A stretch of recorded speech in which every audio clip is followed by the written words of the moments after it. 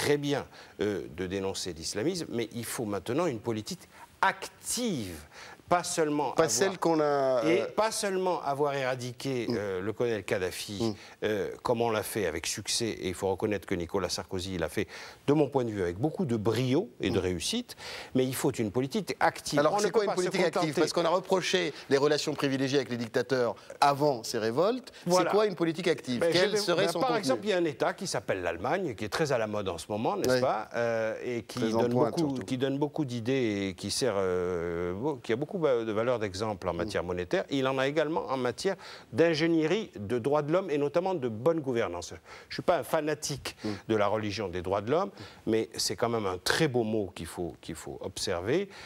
Mais il y a un autre mot plus moderne, c'est la bonne gouvernance. On peut parfaitement imaginer avec ces pays un nouveau mécanisme d'aide à la coopération au développement et un appui que nous ne faisons pas à l'heure actuelle, à la construction démocratique. Comment on organise une élection? Qu'est-ce que c'est qu'un parti politique? Comment se construit un système militant, fédératif, etc. Mais vous voyez bien que cette vision est confrontée à l'envie de ces peuples et de ces pays de ne pas voir s'immiscer dans leurs affaires internes justement ces pays du Nord. Mais vous pouvez le faire sans... Dans le discours, on l'entend de manière flagrante. Vous pouvez le faire sans passer par les États, vous pouvez le faire d'un parti à un autre, d'une organisation non gouvernementale à une organisation non gouvernementale. À l'heure actuelle, ça n'est pas fait. Le seul État qui procède de cette manière-là, c'est l'Allemagne. Et je trouve que c'est très intéressant comme modèle. Raleigh Bencher, quel rôle peuvent jouer justement les intellectuels ou ceux qu'on appelle les intellectuels français proches ou de confession musulmane? Ils ont voté pour la Narda. Enfin, les je suis sûr que Raleigh Bencher n'a pas voté pour la NAR. Non, il n'est pas encore sollicité. Non, mais je ne pouvais pas. Je ne suis pas citoyen tunisien.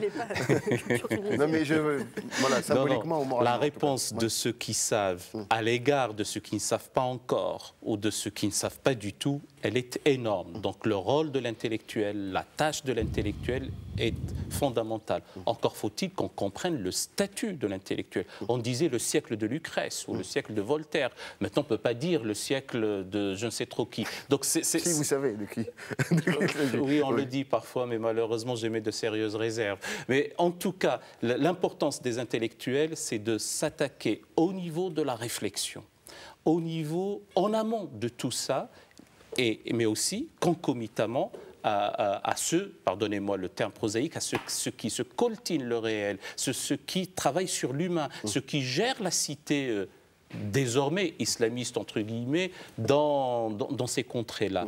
Un travail de réflexion plus un travail de gestion des affaires en dénonçant j'ai entendu tout à l'heure une escroquerie de type si ce n'est pas conforme au principe de l'islam. Et je m'étais dit... Ça, c'est le discours du président du CNT. Du président du CNT, Mostafa Abdel Jalil. On s'arrête au feu rouge quand on est consciencieux et on démarre au vert. Ça ne heurte pas et ça ne va pas à l'encontre des principes islamiques, mais le droit des affaires, les assurances, les droits douaniers, les rapports internationaux de nos jours ne doivent pas être teintés d'une quelconque confessionnalité. Et là, il faudrait le dire. Les rapports hommes-femmes, Fawzi Azouali, à juste raison, a mis le doigt sur quelque chose qui fait mal. À mon avis, je ne suis pas pour le toujours à travers l'histoire, parce qu'il y a eu des îlots, certes pas nombreux, groupusculaires, epsilonesques, en nombre très réduit, mais ils avaient existé. À Tashkent, à Samarkand, à Bukhara, à Cordoue, où des femmes musulmanes avaient tenu salon, avaient eu de l'amour pour des poètes. Je peux en citer des exemples, nous n'avons pas le temps, on le fera une autre fois. Caroline Forest. D'abord, il y a deux choses. Il y a l'attitude des États qui, aujourd'hui, cherchent toujours, d'ailleurs, c'est le rôle des États, de chercher des partenaires en stabilité. Et au fond, on voit bien qu'un certain nombre s'accommodent très très bien des islamistes au pouvoir à partir du moment où ils ne touchent pas à l'ultralibéralisme. Donc ça, c'est leur point de vue, c'est le point de vue de certains gouvernements. Puis il y a le point de vue des intellectuels. Et nous, on ne doit pas être dans ces considérations-là. On n'est pas là pour faire des calculs d'intérêt, pour faire des calculs par rapport au marché, je ne sais quoi. Et chez les intellectuels, il y a deux postures. Il y a ceux qui sont, de mon point de vue, toujours dans le paternalisme post-colonialiste, mais inversé, mais totalement raciste, qui consiste à dire... les Arabes, ils sont comme ça, ils sont soit sous la dictature, soit sous les islamistes, ça leur convient bien, on n'a pas à juger, c'est eux, c'est pas nous, et c'est leurs histoires, et puis avec une forme d'orientalisme et tous les clichés qui vont avec. Puis il y a les intellectuels universalistes, antiracistes et laïcs, qui eux se disent si moi j'étais tunisienne, si moi j'étais algérienne, sous quel régime j'aimerais vivre, avec qui je suis en solidarité. Ma solidarité, elle va, et on n'en parle pas assez parce qu'on les voit justement pas assez, des démocrates laïcs, il y en a partout au Maghreb. Partout, partout, partout. Et le fait qu'ils soient obligés d'être anonymes aujourd'hui en Tunisie, c'est un geste terrible. Moi, quand je suis partie de Tunis la dernière fois à l'aéroport, j'ai pleuré parce que c'est un pays que j'aime, que je trouve magnifique et que je laisse des gens là-bas avec qui on est en contact permanent via Facebook qui aujourd'hui se demandent s'ils vont continuer à avoir le pays qu'ils aiment. Donc, j'ai pas envie de faire. C'est pas de l'indignation comme ça extérieure pour s'amuser. C'est de la solidarité avec eux. Qu'est-ce qu'on peut faire pour vous? On n'a pas d'argent. On n'a pas le Qatar nous derrière nous. On n'a pas les pays du Golfe. On peut pas leur donner l'argent pour aller faire de l'éducation dans les quartiers populaires comme les pays du Golfe font avec les islamistes. Mais on peut au moins profiter de nos temps de parole pour dire qu'on sera vigilants tous ensemble. Oui, mais la réaction à laquelle on a assisté, je souscris totalement aux propos de Caroline Fourest, la réaction à laquelle on a assisté majoritairement, c'est un réflexe de peur ici.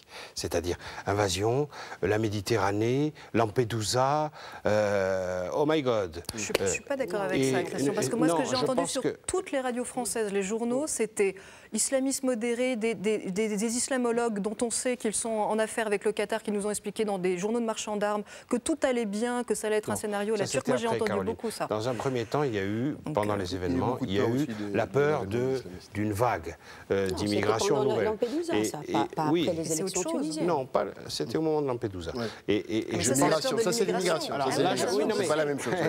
Ça joue beaucoup dans la perception de ces phénomènes-là, globalement, de tout ce qui concerne le printemps arabe. Beaucoup d'Européens ne veulent pas de perturbations supplémentaires sur leur sol, dues à ces phénomènes-là. Et ça joue beaucoup sur l'attitude des gouvernements occidentaux. Hélas. Beaucoup, ça pèse. Et nous sommes partout en Europe en période électorale et en plus en crise financière, ça fragilise beaucoup. Avec nos extrêmes droites à nous. Avec nos extrêmes droites qui montent partout, nos populismes, très juste. D'où la nécessité d'être pédagogue, comme vous l'avez fait pendant cette émission, et je vous en remercie infiniment. Merci Caroline Fourest, merci Raled Bencher, merci à Christian Macarian, merci Fawzia Zouhari. Vous pouvez retrouver toutes les France dès la semaine prochaine sur France O. Merci.